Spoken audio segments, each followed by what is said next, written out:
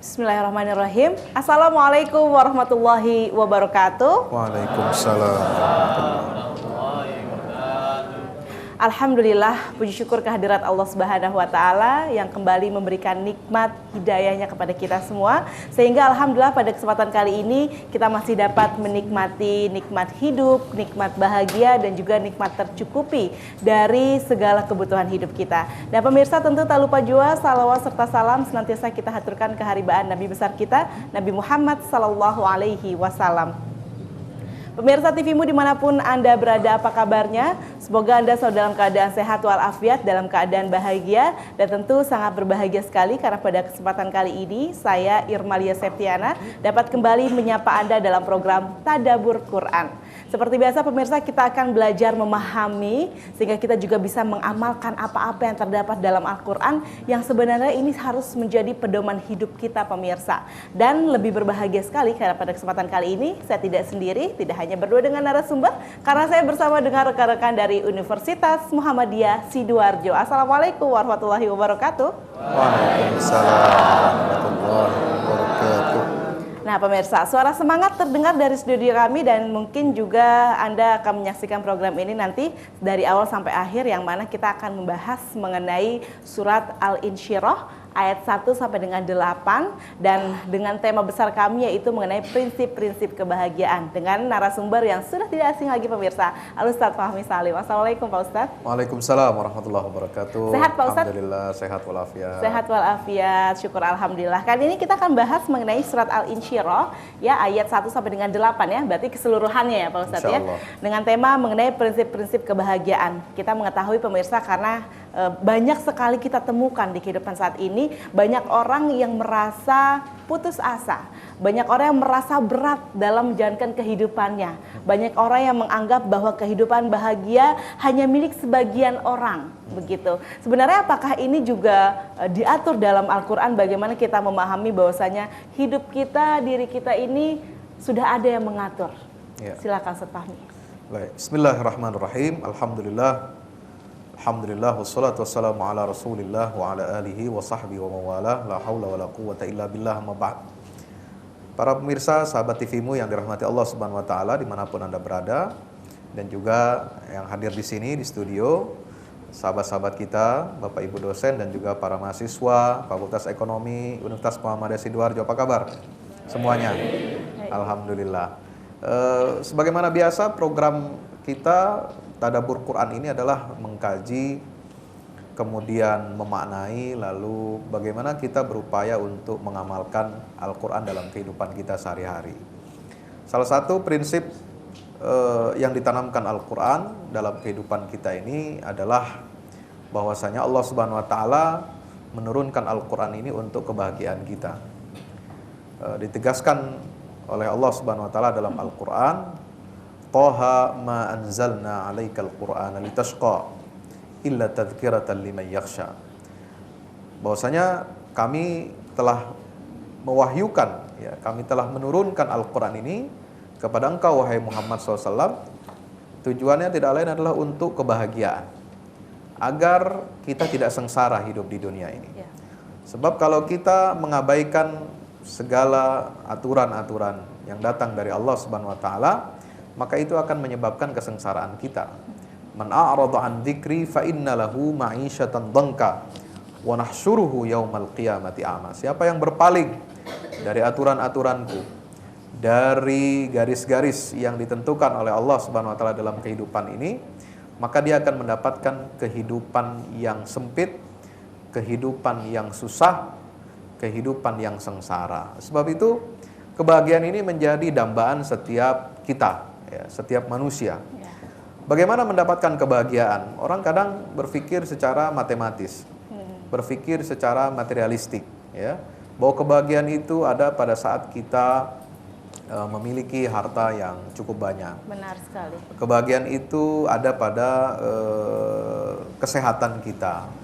Kebahagiaan itu ada pada ketampanan atau kecantikan kita, atau kepintaran kita. Ya. Sesungguhnya prinsip kebahagiaan yang dijelaskan di dalam Al-Quran ini itu ada di dalam, diungkapkan oleh Allah Subhanahu wa Ta'ala secara agak lengkap, ya, dalam beberapa surah, diantaranya surah Al-Asyarah.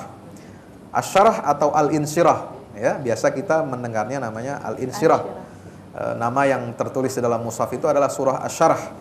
Arti Asyarah itu adalah melapangkan, ya, lapang, menjelaskan, ya, melapangkan sehingga sesuatu itu tampak indah, tampak enak dan mudah untuk dinikmati seperti itu.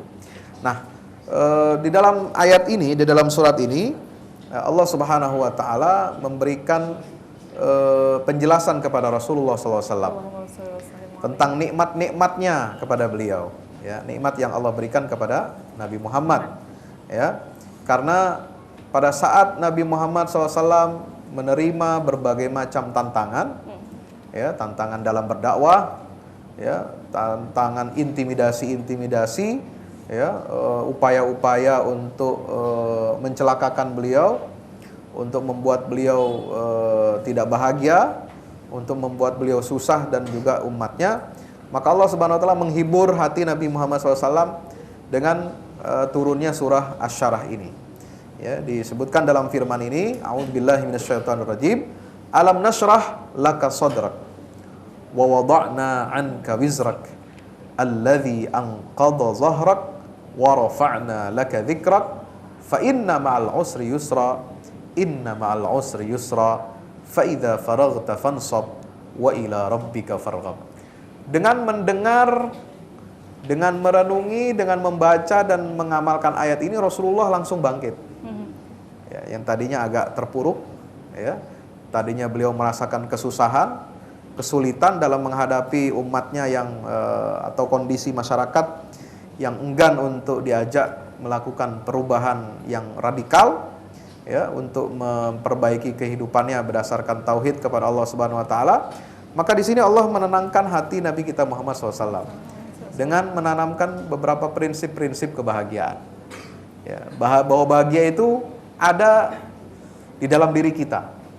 Bahagia itu bukan hanya disebabkan oleh keadaan, ya, oleh orang lain, oleh materi dan sebagainya, tapi kebahagiaan itu ada karena adanya Allah Subhanahu wa taala memberikan kebahagiaan itu. Di sini disebutkan alam nashrah laka sadrak.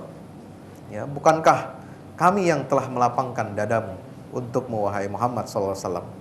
Ya, memang ada satu riwayat, ya, dalam sejarah atau sirah nabawiyah di mana Nabi SAW telah mengalami 2 kali pembedahan, ya, dada beliau dibedah oleh malaikat Jibril. Itu yang disebut dengan peristiwa syarhus sadr, ya, peristiwa pembedahan dada Rasulullah untuk dibersihkan, disucikan hatinya, ya.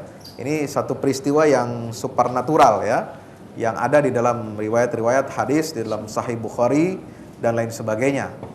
Bagaimana itu bisa terjadi? Ini tentu di luar nalar kita, tetapi itu adalah salah satu bentuk bagaimana perhatian Allah Subhanahu wa taala untuk memberikan kebahagiaan kepada Nabi SAW, memberikan kekuatan hati, yaitu dengan apa? Dengan membedah dada beliau. Nah, kalau dalam konteks kita sebagai umat Rasulullah, tentu ayat-ayat di dalam Al-Quran ini kan bukan hanya turun untuk Rasulullah saja, tapi juga bisa kita hayati sebagai umatnya, bisa kita aplikasikan dalam kehidupan kita sehari-hari. Ya, maka ini penting. Ya, sebagaimana Rasulullah telah merasakan kebahagiaan, ya, maka kita pun umat Nabi kita Muhammad SAW ini juga harus mendapatkan kebahagiaan sejati sebagaimana yang dirasakan oleh beliau. Prinsipnya yang pertama adalah bahwa kebahagiaan itu berasal dari siapa? Berasal dari Allah. Ya. Kebahagiaan itu ada di tangan Allah Subhanahu wa taala. Dia yang memberikannya kepada kita, ya, dengan izin dan iradatnya, ya. Kemudian letak kebahagiaan itu ada di mana? Diisyaratkan di sini ada di dalam dada kita, di hati kita. Ketenangan itu sangat penting, ya. Betapapun kita kehidupan di sekitar kita, ya, di lingkungan kita itu nyaman, kita punya harta, punya keluarga yang baik, kemudian punya kendaraan, punya rumah yang representatif, tetapi kalau di dalam hati kita tidak tenang, ya, maka akan hampalah arti kebahagiaan yang sangat artifisial itu, yang berada di permukaan, ya. Tidak ada gunanya kebahagiaan fisik materi kita kalau di dalam hati kita sendiri tidak mengalami adanya ketenangan batin atau ketenangan jiwa itu. Nah, ini yang diisyaratkan di dalam Al-Qur'an. Alam nashrah laka sadrak. Yang kedua adalah hati kita akan bahagia manakala ya Allah Subhanahu wa taala ya wada'na anka wizrak, ya mengampuni dosa-dosa kita. Ya. Karena dosa ini sesuatu yang bersarang di dalam hati, ya, bersarang di dalam hati dosa itu, dan kalau dia kita menambah, ya, dosa kita tiap hari kita tambah, maka di dalam hati kita ini akan muncullah noda-noda hitam yang mengotori hati kita, yang memberatkan hati kita dan membuat hati kita ini tidak bahagia. Hati kita menjadi sengsara manakala kita menjauh dari Allah Subhanahu wa taala, melakukan perbuatan maksiat. Ya. Maka hati kita ini akan semakin gelap. Ya, ini menimbulkan ketidaknyamanan, ketidaktenangan di dalam hati kita, jiwa kita menjadi gelisah karena salah satu definisi yang diberikan oleh Rasulullah, al-itsmu ma haka fi sadri. Dosa itu adalah sesuatu yang membuat hatimu tidak tenang. Itu salah satu definisi dosa. Itu salah satu. Ya. Tentunya masih ada prinsip-prinsip bahagia nanti akan dijabarkan kembali pemirsa, dan pastinya apakah sekarang saat ini ada di antara Anda yang sedang merasakan galau, tidak tenang, dan juga mencari-cari sebenarnya di mana bahagia kami? Sesaat lagi tetap bersama kami dalam Tadabbur Quran.